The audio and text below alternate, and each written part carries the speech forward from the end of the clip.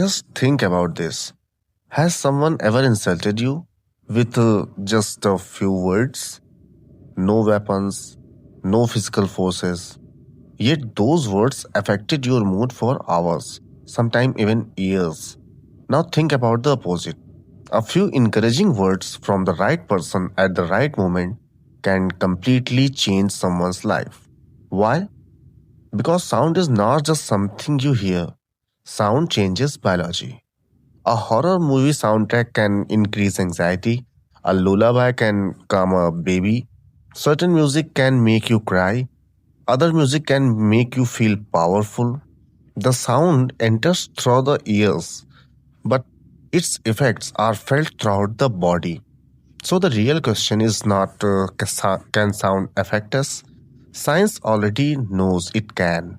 The real question is, can a specific sound systematically transform the human mind? This is where the mystery of mantras begins. Thousands of years before brain scanners, before psychology, before neuroscience, Indian sages spent their lives studying one thing: human consciousness. They noticed something fascinating. Different sounds produce different mental states. Some sounds increased focus, some created calmness, some generated energy, some helped people enter deep meditative states. After centuries of observation, they developed precise sound formulas. These sound formulas became known as mantras, not random words, not magical spells, but carefully structured sound patterns. Ancient sages believed that just as physical exercise trains the body, certain sounds can train the mind. And surprisingly, modern science is beginning to explore similar ideas. Today, neuroscientists know something important. The brain is constantly changing. This is called neuroplasticity. The thoughts you repeat, the emotions you repeat, the sounds you repeat can strengthen certain neural pathways. In simple words, what you repeatedly expose your mind to slowly shapes your brain. Now think about modern life. People repeat stress every day, fear every day, negative self talk every day without realizing it. They are training their minds. Ancient mantra practice works in the opposite direction. Instead of repeating chaos, you repeat a specific sound consciously, again and again and again, creating a different mental pattern, a different internal environment, a different state of awareness. And this is where things become really interesting. Among thousands of mantras, one sound stands above all others, a sound so ancient that may consider it the first sound of creation itself, a sound that has echoed through temples, mountains, forests, and meditation halls for thousands of years. That sound is Om. But what makes Om different from every other sound? Why did ancient sages place such extraordinary importance on a single syllable? Was it blind faith? Or did they discover something that modern science is only beginning to understand? Let's investigate. When most people hear the word Om, they think it's a religious symbol. But the ancient sages looked at it differently. They saw it as vibration, a sound pattern, an experience, not a belief, an experiment. Close your eyes for a moment and slowly just chant. Om.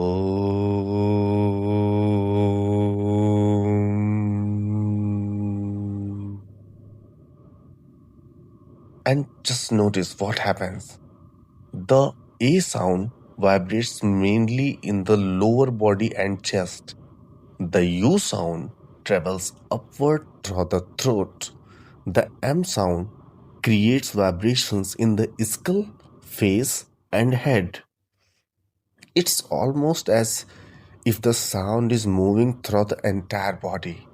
Ancient yogis noticed this thousands of years ago, long before anatomy books, long before neuroscience, and they believe that Om created a unique state of internal harmony. But here is where things get really interesting. Everything in the universe vibrates. Your voice vibrates. The air vibrates. The strings of a guitar vibrates. Even the atoms inside your body are constantly moving. Sound itself is vibration. When you speak, you are literally sending vibrations into the world. Now think about this. If random sounds can affect your mood, what happens when you intentionally create a slow, rhythmic vibration for several minutes?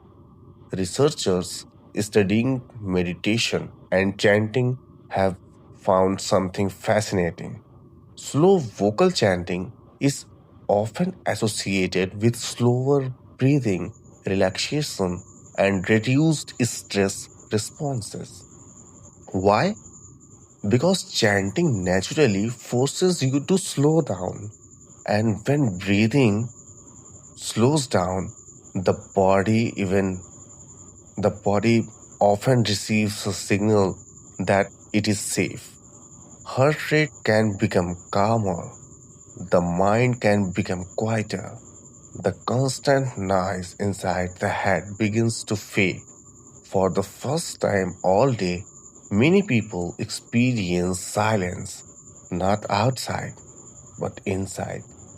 And in today's world, that may be one of the rarest experiences possible. Here is a question.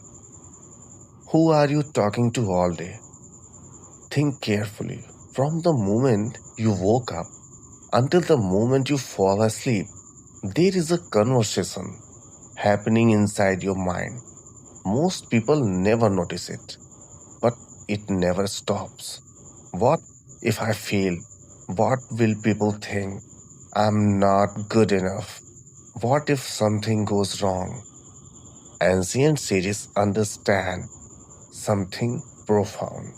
The quality of your life is heavily influenced by the quality of this inner conversation, and mantras were designed to interrupt mental chaos, not by fighting thoughts, but by replacing them with a single point of focus, a single sound, a single vibration, again and again, and again and again, until the mind gradually becomes still.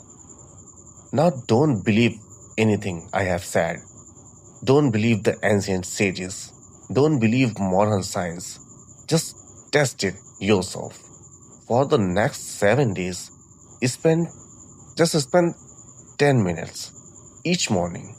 Sit comfortably, just close your eyes, take a slow breath, and just chant. Om.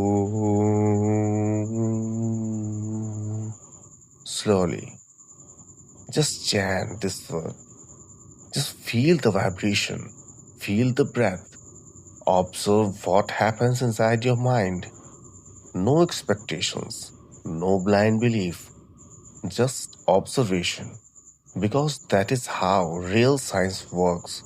And surprisingly, that is also how real spirituality works through experience, not belief. Maybe Om is not magical. Maybe it does not need to be. Maybe its true power lies somewhere between ancient wisdom and modern science, between sound and consciousness, between the body and the mind. For thousands of years, people have repeated this sound in search of peace, clarity, and self understanding. And perhaps the real mystery is not the sound itself, Perhaps the real mystery is this: how can something so simple have such a profound effect on the human mind? The ancient sages left us the method. Science is still exploring the mechanism.